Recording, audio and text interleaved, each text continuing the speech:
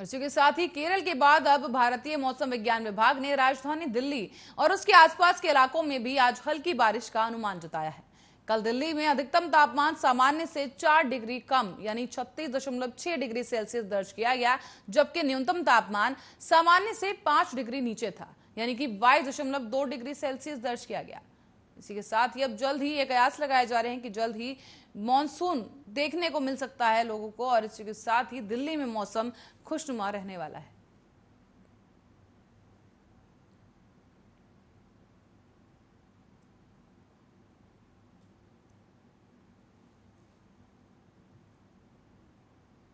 और केंद्र सरकार की वैक्सीन पॉलिसी पर टिप्पणी करते हुए सुप्रीम कोर्ट ने सरकार को एक बार फिर से करारी फटकार लगाई है। बता दें कि सुनवाई के दौरान सुप्रीम न्यायालय ने कहा कि संविधान अदालतों को मूक दर्शक बनने की परिकल्पना नहीं करता, वो भी तब जब नागरिकों के संवैधानिक अधिकारों का उल्लंघन कार्यकारी नीतियों के द्वारा किया जाता हो। पीठ ने अपने आदेश में कहा केंद्र से कि उस बयान पर भी कड़ी प्रतिक्रिया कोर्ट की तरफ से दी गई जिसमें कहा गया था कि न्यायपालिका को पॉलिसी बनाने के मामले में दखल नहीं देना चाहिए। दरअसल वर्तमान में केंद्र की टीकाकरण नीति के मुताबिक 45 वर्ष और उससे अधिक आयु के लोगों को मुफ्त टीका लगेगा, जबकि 18 से लेकर 44 आयु वर्ग के लोगों को टीका लगवाने के लिए भुगतान करना होगा। इसको लेकर सुप्रीम कोर्ट ने केंद्र की कोविड टीकाकरण नीति को प्रथम दृष्टया मनमाना और तर्कहीन बताया है, और कोर्ट ने केंद्र सरकार से टीकाकरण नीति के बारे में विस्तृत रिपोर्ट भी मांगी है। इसी के साथ ही ये कहा गया कि वैक्सीन कब कब खरीदी गई और इस संबंध में कोर्ट को पूरी जानकारी विस्तार से दी जाए।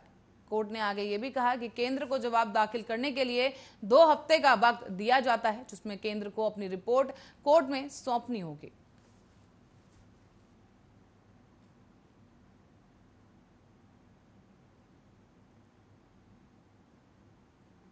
वहीं वैश्विक महामारी कोरोना वायरस संक्रमण की सेकंड स्ट्रेन की रफ्तार मंद पड़ने के बाद अब सीएम योगी आदित्यनाथ सरकार 4 जून से प्रदेश के सभी सरकारी अस्पतालों में ओपीडी सेवा भी शुरू करने जा रही है।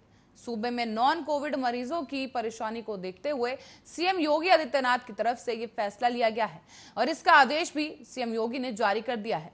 बता दें कि सरकारी अस्पतालों के साथ मेडिकल कॉलेज में भी 4 जून से ओपीडी की सेवा शुरू कर दी जाएगी। मुख्यमंत्री योगी आदित्यनाथ के निर्देश के बाद अब मेडिकल कॉलेजों और स्वास्थ्य विभाग के अस्पतालों में सीमित संख्या के साथ जनरल ओपीडी सेवा 4 जून से शुरू की जाएगी। इस दौरान ओपीडी में अधिक लोग इकट्ठा ना हो, इसके लिए मरीजों की संख्या सीमित रखी जाएगी।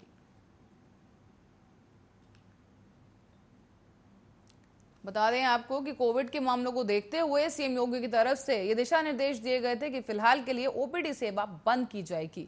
जिस तरीके से आंकड़े कोविड मरीजों के सामने आ रहे थे उसको देखते हुए यह फैसला लिया गया था, लेकिन क्योंकि लॉकडाउन लगाया गया और इसी के साथ ही जो आंकड़े हैं कोरोना के उनमें भी गिरावट देखी गई, इसके बाद सीएम योगी की तरफ से निर्णय लिया गया है कि जो लोग कोविड से परेशान नहीं है लेकिन उन्हें किसी अन्य बीमारी की शिकायत है, ऐसे में उन लोगों के लिए ओपीडी खोला जाना इस वक्त बेहद जरूरी हो जाता है। इसी को देखते हुए सीएम योगी की तरफ से यह आदेश जारी कर दिया गया है कि अब सभी अस्पतालों में 4 जून से ओपीडी सेवा शुरू कर दी जाएगी। हालांकि कोविड के मामलों को देखते हुए भी दरकिनार नहीं किया जा सकता कि कोविड के आंकड़े अभी भी चौंकाने वाले ही हैं, जिसको देखते हुए ओपीडी में आने के जो मरीज हैं उनकी संख्या सीमित कर दी गई है। एक सीमित सीमा के बाद ओपीडी में मरीज दाखिल नहीं हो सकेंगे। साथ ही आपको बता दें भीड़ इकट्ठी ना हो जाए और संक्रमण एक बार फिर से बेकाबू ना हो जाए, इसको देखते हुए कड़ी प्रतिबंध के साथ ओपीडी सेवा अस्पतालों में शुरू कर दी गई है।